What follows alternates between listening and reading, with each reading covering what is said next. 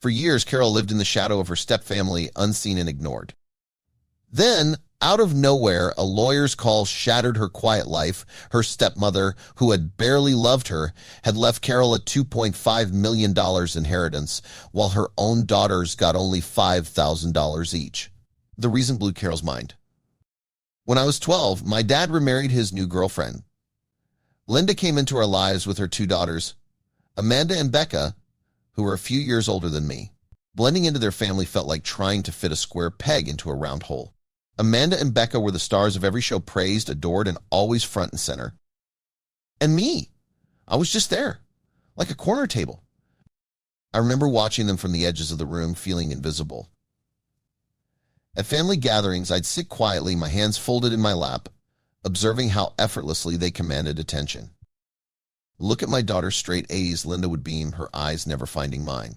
My report cards would sit forgotten on the kitchen counter, collecting dust and ignorance. Do you want some help with that? I'd sometimes ask Becca when she was struggling with homework, hoping for a connection. She'd look up, a hint of disdain in her eyes. I've got it, she'd say, turning away. Those moments crushed whatever hope I had of belonging. Linda wasn't outright mean, but she wasn't warm either. I wasn't included in anything, not really. Family trips were planned around Amanda and Becca's wants. Holidays. I spent more time washing dishes than enjoying the celebrations. Once, when I was 16, I asked why everything had to revolve around them. Linda barely looked at me as she said, "You're not the only one here, Carol. Stop acting like a victim." Her words stung then, and they still sting now. The kitchen would become my sanctuary and my prison. While others laughed in the living room, I'd scrub plates, the sound of my family's joy muffled by the running water. Each dish I cleaned felt like another layer of my identity being wiped away, replaced by the expectation of being the background character in my own house.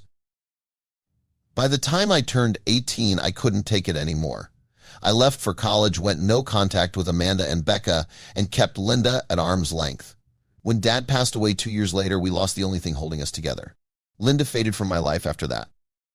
The only other connection I had with her was through the phone book, with my phone number scribbled on it. But she barely called, and I didn't want her to either.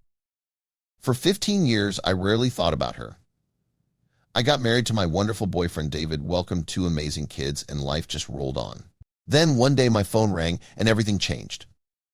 "Carol, this is Mr. Higgins, Linda's attorney." I paused, confused. The name felt distant, like an echo from a life I'd deliberately forgotten. "Okay, why are you calling me?" "I'm sorry to inform you that Linda passed away last week from lung cancer," he said gently. For a moment, I was too stunned to respond. Memories flickered like old photographs. Linda's dismissive glances, her quick corrections, and the perpetual distance between us. I hadn't even known she was sick. The irony wasn't lost on me. We'd been so disconnected that even her terminal illness had slipped past me completely. "I see, I finally managed. What does this have to do with me?" "She named you in her will. Linda left you her vacation home." My heart skipped a beat. Her vacation home. "Yes, the one that belonged to your father and was passed on to her after his death. It's valued at $2.5 million, he explained. Her daughters Amanda and Becca were left $5,000 each. I sat down hard on the couch, my head spinning. The numbers seemed surreal. All those years of feeling like an afterthought, and now this. Linda had barely been a presence in my life, yet she'd left me her most valuable asset and almost nothing for her own daughters. Why? Why? Before I could process it, my phone buzzed with incoming texts. The screen lit up with family drama, as if Linda's death had suddenly reignited old tensions.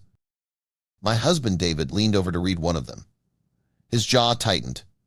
"Amanda's accusing you of manipulating Linda. Classy." "She's calling me a thief," I said, staring at the words. The accusation felt achingly familiar. The same dismissive tone I'd heard throughout my childhood, the same narrative of me being the problem. "That's nothing," he muttered, scrolling through Becca's online post. "She's ranting about backstabbers destroying families." A bitter laugh escaped Emmy. "Destroy families? We were barely a family to begin with. Those connections had been threadbare, held together by nothing more than shared last names and occasional holiday gatherings." I sighed, setting my phone aside. "Why would Linda do this? We weren't even close." David shrugged, his eyes soft with understanding. "Maybe you need to find out." I nodded. Something told me this inheritance was more than just a financial transaction. It felt like an unfinished story, waiting to be understood. So, I decided to dig through the house to see if I could find any clues. The vacation home looked exactly as I remembered when I entered. Nestled on the edge of a serene lake, it had always been my dad's favorite place. We used to fish on the dock for hours, talking about everything and nothing.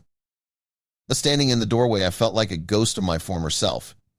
Each step was a journey through time, my fingers tracing familiar surfaces, collecting memories like dust. Dad would sit in that worn armchair by the window, his fishing hat tilted just so, telling me stories about his childhood. Those moments had been our sanctuary, a place where I felt truly seen and loved. I walked through the house, memories washing over me with every step. The living room still had the same luxurious furniture. The smell of cedar lingered just like it did years ago. But I wasn't here for nostalgia. I needed answers. Linda was meticulous, and I hoped somewhere in her files she'd left a clue about her decision. Each drawer I opened felt like peeling back layers of a complicated family history. Finally, tucked away in the back of a drawer in her office, I found a letter addressed to me. The paper was crisp, the envelope sealed with a precision that was quintessentially Linda.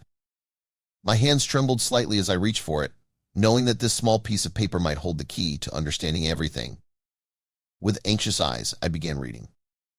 Dear Carol, by the time you read this, I hope you'll understand the choice I made.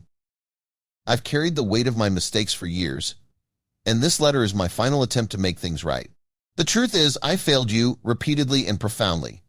When I married your father, I was so focused on protecting Amanda and Becca that I became blind to the harm I was causing you. My insecurities after my divorce turned me into a mother who couldn't see beyond her own fears. I created a hierarchy in our family where you were always last, always invisible. I watched you endure our family's coldness, and I did nothing. Time has a way of revealing uncomfortable truths. I've seen Amanda and Becca for who they truly are, entitled, manipulated women who learn to value status over genuine connection. And you built a life of integrity without seeking my validation or approval. This house, the place your father loved most, was always meant to be a sanctuary. He spoke of your times here with such joy and love. I realize now that I robbed you of those precious memories of feeling truly part of a family. The vacation home is my apology, not just a piece of property, but a chance for a fresh start. A legacy from a father who loved you completely and a mother who is finally painfully aware of her mistakes. Tears blurred the words.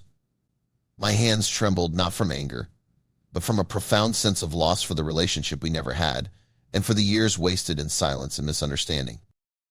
I read the letter twice.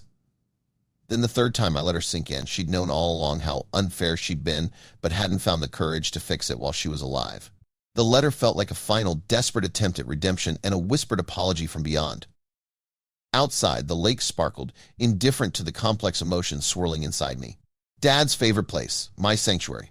Now, unexpectedly, my inheritance. A week later, I got another call from Linda's lawyer. There's a secondary clause in Linda's will, he explained. She set aside a $5 million trust for Amanda and Becca. I felt my stomach tighten. I'm guessing there's a catch. He hesitated, and in that pause, I could almost hear Linda's calculated precision. They'd only inherit it if they accept the terms of the will without any hostility toward you. The funds will be donated to a local youth charity Linda supported, he said.